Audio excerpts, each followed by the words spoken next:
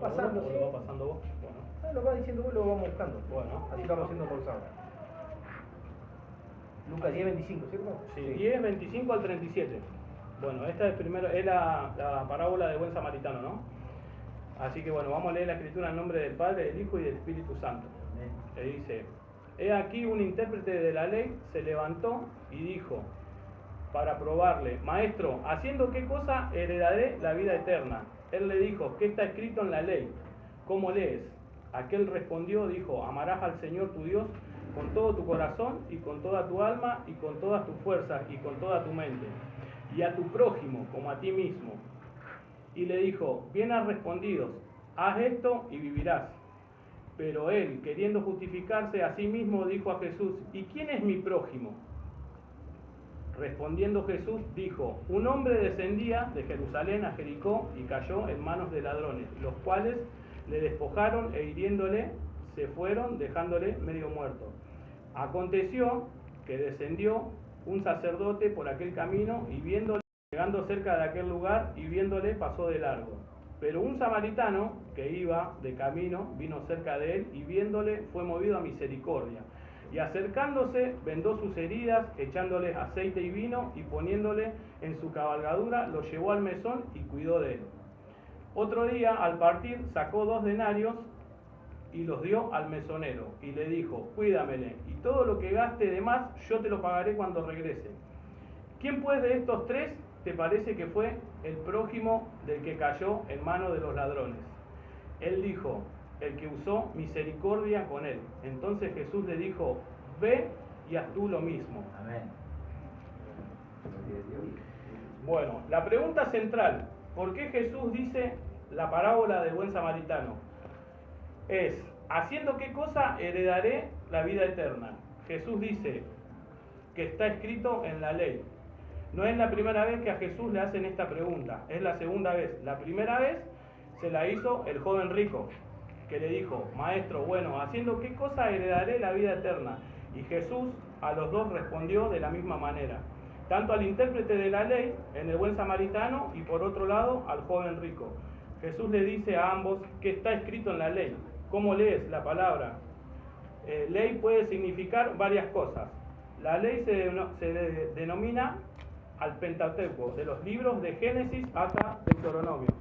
Significa la ley, es un sentido escrito porque está la base de nuestra salvación, la base donde se fundamenta toda la Biblia. Está en el Pentateuco, en los primeros 5 libros escritos por Moisés. La ley también significa los 10 mandamientos. La ley significa todo el Antiguo Testamento. Cuando leemos ley, tanto en el Nuevo como en el Antiguo Testamento, tenemos que pensar que en el contexto más pequeño se refiere a los 10 mandamientos. En un sentido más amplio, al Pentateuco. Un sentido más amplio, al Antiguo Testamento. Y en un sentido extremadamente amplio, a toda la Biblia. Porque toda la Biblia se sustenta en el Pentateuco. ¿Quieres saber qué tienes que hacer para ser salvo? En el Pentateuco. ¿Quieres saber qué tienes que hacer para ser salvo? El Pentateuco. La ley te lo dice. Y es lo que Jesús le dice, teniendo en cuenta la respuesta de Jesús. Si bien acá no le dice directamente, lo dice en la parábola del joven rico, el joven rico le menciona los mandamientos: no matarás, no codiciarás, no cometerás adulterio, por lo cual, teniendo eso en cuenta, lo más probable que Jesús, cuando lo dice que está escrito en la ley, se refiere a los 10 mandamientos y no solo a todo el Pentateuco. Este intérprete de la ley le responde diciendo: amarás al Señor tu Dios con todo tu corazón, con toda tu alma, con todas tus fuerzas, con toda tu mente, y a tu prójimo como a ti mismo. Bien has dicho, respondió, haz esto y vivirás. Romanos, tengo yo, ni siquiera lo buscamos y lo leemos. Romanos 13, 8 al 10.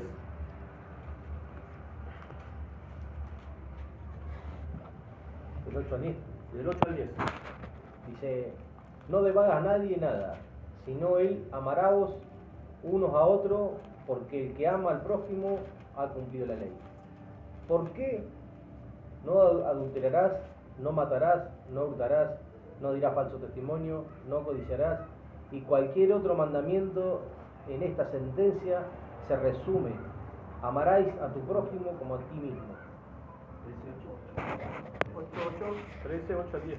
13. Al 10, perdón. Romanos 13, 8 al 10. Bien, al 10. El amor no hace mal al prójimo, así que el cumplimiento de la ley es el amor. La esencia de la salvación es el amor, porque aquel que no ama a su prójimo, a quien ha visto, no puede amar a Dios, a quien no ha visto. Pregunto entonces para que quede grabado, ¿cuál es la esencia de la salvación? ¿Cuál es la esencia por la cual somos salvos? En el amor, de tal manera amó Dios al mundo, que ha dado a su Hijo unigénito, para que todo aquel que en Él crea no se pierda, mas tenga vida eterna.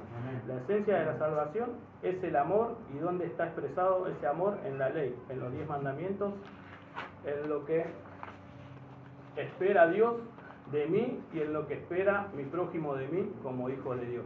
La siguiente pregunta la encontramos en el versículo 29, pero él, queriendo justificarse, dijo a Jesús: ¿quién es mi prójimo? La pregunta es: ¿quién es tu prójimo, querido hermano? ¿Quién es el prójimo nuestro? ¿No? Ante esta pregunta viene la parábola del buen samaritano. Jesús le da una respuesta sencilla. Jesús dijo: un hombre descendía de Jerusalén a Jericó y cayó en manos de ladrones, los cuales le despojaron e hiriéndole se fueron, dejándole medio muerto. Aconteció que descendió un sacerdote por aquel camino y viéndole pasó de largo. Asimismo, un levita, llegando cerca de aquel lugar y viéndole pasó de largo. Pero un samaritano que iba a aquel lugar, que iba por el camino, vino cerca de él y viéndole fue movido a misericordia. Y acercándose, vendó sus heridas, echándole aceite y vino, y poniéndole en su cabalgadura, lo llevó al mesón y cuidó de él. Al otro día, al partir, sacó 2 denarios y lo dio al mesonero y le dijo: cuídamele, y todo lo que gaste de más yo te lo pagaré cuando regrese. ¿Quién de los 3 te parece que fue el prójimo de aquel que cayó en manos de ladrones? Él le dijo: el que usó misericordia de él. Entonces dijo: ve tú y haz lo mismo. ¿Por qué el sacerdote o el levita no lo ayudaron? Lo más probable es que pensaron que estaba muerto, se veía medio muerto y no pudo decir. Uno puede decir: no, qué inhumano que no se acercaron a ver si estaba muerto, si estaba vivo, qué le había pasado, ¿no? ¿Por qué no se acercaron por lo menos para ver si estaba muerto? ¿O no sería lo más lógico para este tiempo, en el siglo que vivimos actualmente? Pero una persona que vivía en los tiempos de Jesús, amaba la ley y que era respetado a Dios por encima de todas las cosas, era una decisión sumamente importante. ¿Me acerco o no me acerco? ¿Por qué no se acercaron? Números 19, 11, 13. Ahí tenemos la respuesta de por qué no se acercaron. ¿Lo tiene ahí, no? Números 19, 11 al 13. Acá lo tengo.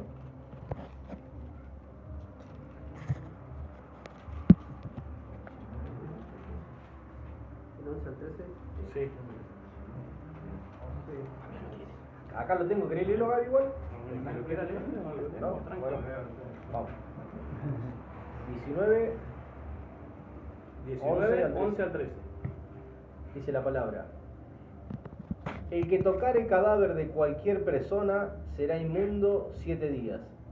Al tercer día se purificará con aquella agua, y al 7º día será limpio.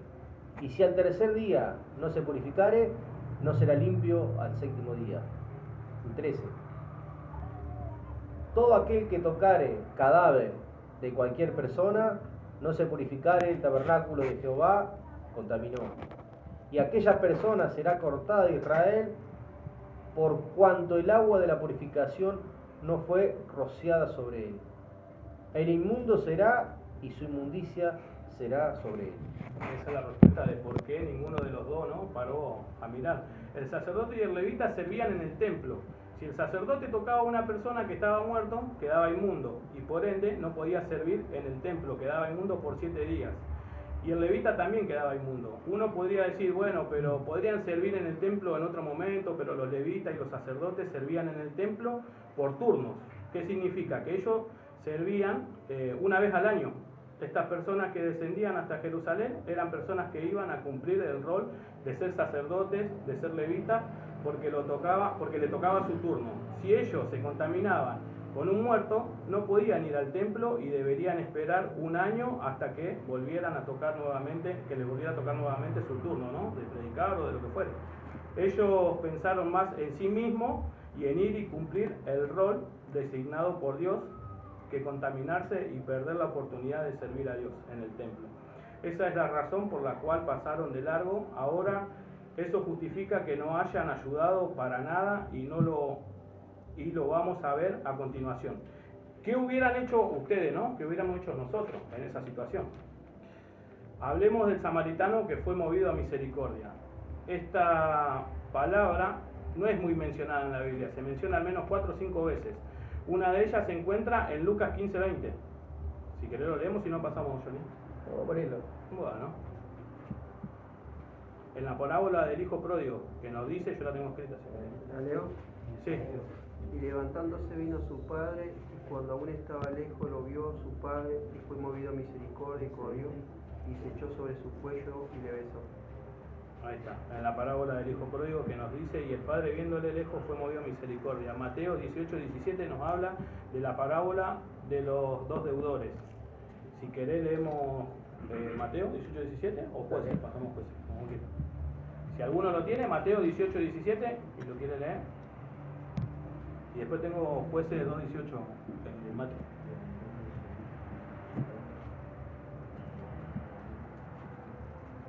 Jueces 17, 18 al 20. ¿Alguien que quiere leer? 18:17, Mateo 18:17. Jueces 18. Si no los oyeres a ellos, dilo a la iglesia. Y si no oyere a la iglesia, tenle por gentil y publicano. ¿Sigo? No, ahí está bien. Esa es la que nos habla de la parábola de los deudores. Mati, jueces 2:18.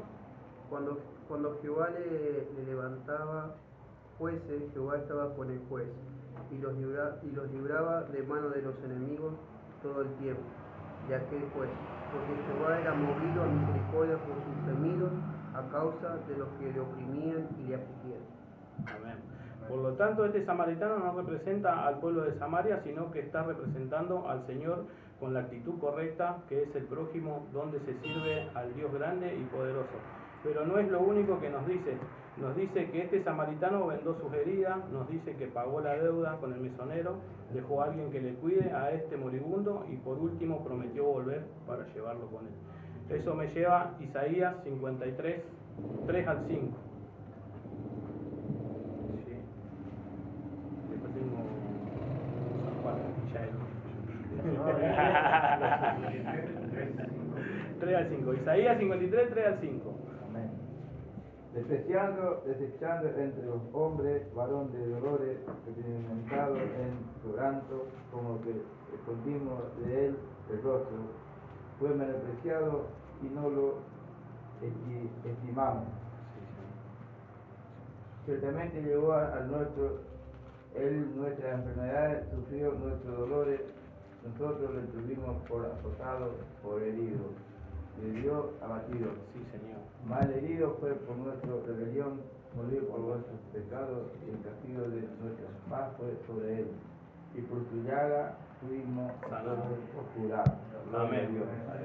Lo que le sucede a este hombre fue lo que Jesús hizo por nosotros. Nosotros heridos, maltratados por el pecado, moribundos, sentenciados a muerte por el pecado. Viene el Señor, muere la muerte que a mí me toca, venda mis heridas, sufre mis dolores, lleva mis enfermedades y toma mi lugar. Ese samaritano representa al Señor y el moribundo representa al pecador. San Juan 16, 7 al 8 dice: Pero yo digo la verdad, os conviene que yo me vaya, porque si no fuera, el Consolador no vendría a vosotros. Mas si fuere, os lo enviaré. Y cuando Él venga, convencerá al mundo de pecado, de justicia y de juicio. El mesonero representa al Espíritu Santo que Jesús dejó en su lugar para que cuide del hombre entre tanto que Él vuelva. Eso es lo que significa la parábola del buen samaritano, pero no es lo único, porque a la pregunta el mesonero representa al Espíritu Santo que Jesús dejó en su lugar para que cuide del hombre entre tanto que Él vuelva. Eso es lo que significa la parábola del buen samaritano, pero no es lo único, porque a la pregunta importante, ¿quién es mi prójimo?, vale la pena responderla con la atención que Jesús tenía. Volvamos al sacerdote. El sacerdote pasó de largo porque pensaba más en él mismo, en su condición, en su trabajo y en su servicio a Dios. que el que estaba medio muerto. El levita pensó lo mismo. El samaritano pensó primero en el moribundo, en el ser humano, y no solamente hizo eso, sino también hizo lo necesario para que se salvara. La pregunta, ¿quién es mi prójimo? Aquel está dispuesto a darlo todo, aquel que está dispuesto a darlo todo para salvar al otro. Por eso Jesús es el buen samaritano, porque estuvo dispuesto a darlo todo con el objetivo de salvar a otros. Bueno, ¿qué debo hacer para ser salvo? Guardar la ley de los 10 mandamientos expresado en el amor a Dios y en el amor al prójimo. Pero en esencia del amor, ¿quién es mi prójimo? Aquel que le está dispuesto a darlo todo para salvar a otros. Eres como el sacerdote que viene a la iglesia y no quieres contaminarte con los pecadores. Eres como el levita que vas al culto y no quieres contaminarte ni perdiendo el tiempo ayudando a nadie o llevándole el mensaje a otros. Yo quiero ser como el samaritano porque porque él que ejemplifica al samaritano es el Señor Jesucristo, aquel que está dispuesto a darlo todo por salvar a otros.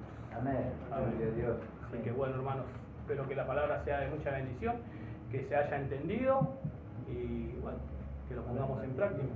Gloria a Dios, la verdad que lo vuelvo a repetir, siempre se lo digo a él, porque nada, podemos decirlo, un discípulo, costó, pero bueno, acá está. No solamente que fue transformado él, yo hablaba con el pastor el otro día y me contaba que Mati iba a ser una persona que cuando llegue a otro lugar, ya con su testimonio, él va a abrir la boca y va a ser de bendición para nosotros. Con el testimonio solamente de él y la palabra de Dios, que es la que liberta todo, pero el testimonio de él, porque primero empezó en él, porque él vino solo con mi hermano a mi casa. Y la palabra dice, vas a ser salvo tú y tu casa, la casa de él. Ahora, ayer, el domingo o el lunes, no me acuerdo, estaba su hijito con mi sobrino, y yo pasé por él, porque viven en el departamento de adelante, y que estaban ellos, alabando al Señor, escuchando alabanza. Mirá lo que son los frutos. Por eso no, ¿por qué no intentarlo? ¿Por qué no? A veces tenemos el cansancio, viene la aflicción, pero nada de que nos va a detener, ¿por qué nos renueva la fuerza todos los días? Y lo importante que hablaba de la ley, Jesucristo cuando estuvo en la batalla, que cuando el que no conoce mucho, vos decís la batalla con Satanás en el desierto, todos se piensa que se tiraban rayos, y no fue así. Él le respondió, Cristo está, pero le respondió con el Antiguo Testamento. Porque muchos dicen, no, vamos en los evangelios, ¿no? Y él le respondió al diablo con el Antiguo Testamento, toda la palabra, y nos deja una enseñanza firme y eficaz. Lo importante de la ley. Y el otro día predicábamos la transfiguración. ¿Quién estaba en el monte? Elías y Moisés. Moisés simboliza la ley, lo que acabaste de decir. Elías era el profeta. Y los discípulos que estaban ahí, cuando baja la gloria de Dios, fueron los que trajeron el mensaje. Hay más que trajeron el mensaje. Pero también nombra a Elías cuando le dice, sal de ahí y ve a Damasco. Hay uno en Damasco que yo conozco, que cayó de un caballo, que después también habla del Evangelio y habla de las cartas. Pedro, cuando está, hoy orábamos en el aposento alto, dice que recibe al Espíritu Santo, al Consolador que venía hablando Cristo, recibe el Espíritu Santo y fue y predicó a 3.000 y 3.000 se convirtieron. No solo que se convirtieron, dice que ya se anotaban como miembros de la iglesia. Ese es el poder que es el mismo en Pedro, que puede actuar hoy, pero estar alineado en la palabra, en Cristo. Él lo puede. Amén. Y Elías simboliza a los profetas. Los profetas. Pedro, Juan, escribió Apocalipsis. Si vamos ahí, cuando el Padre desciende y dice, Él le dice a Moisés, ¿a dónde estaba Moisés en ese momento? Porque Él le prometió que a Moisés, que iba a entrar ¿a dónde? A la tierra prometida. Y todos se quedan con el mensaje de que Moisés no entró, pero después lo hizo descender Dios. Ahora estás con Jesucristo. Cuando te acordás que te escondiste atrás de una roca y miraste en la endija la herida, ahora estás frente a una semana de lo que va a pasar en la roca, que viene la salvación del mundo. Amén. Elías también estaba en la misma montaña que tuvo Moisés, pero ahora estaban en otra, en el monte de Tobar. Esa montaña era la tierra prometida. Y Moisés ya estaba en la tierra prometida. Y Moisés es la ley. La ley, la Torá, Qué importante. En ese momento, ¿y qué dijo el Padre? Este es mi Hijo amado. Escuchen a Él. Otra versión dice, oíble. Escuchemos a Jesús. Gracias.